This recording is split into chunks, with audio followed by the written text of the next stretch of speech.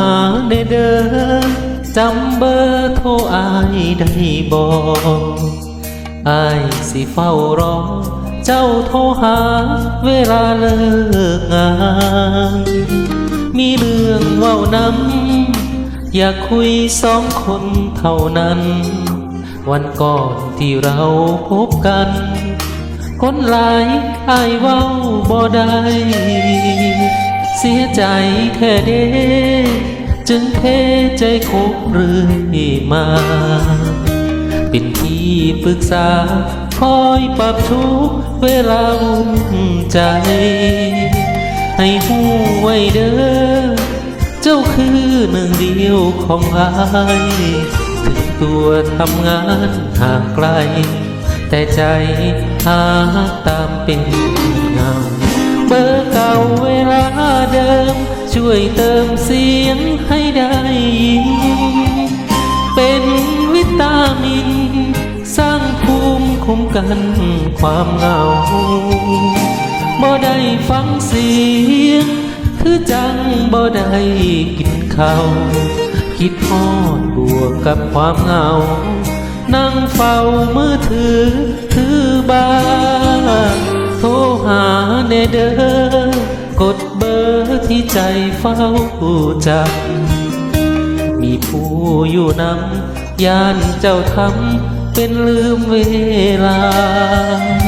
มีเรื่องอยากถามเก็บไว้นานย่านใจอ่อนล้าเอาไว้บัดเจ้าโทรหาคอยปรึกษากันสองคน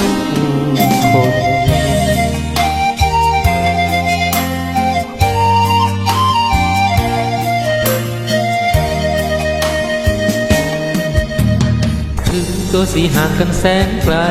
ก็ยังฝากหัวใจไว้กับพักของเฮานั้นบ่เคยคิดสิมีใหม่บ่ให้อายต้องคิดหวังวางจากนั้นแล้วสิรีบโทรหาโอ้เด้ออายเอ้ย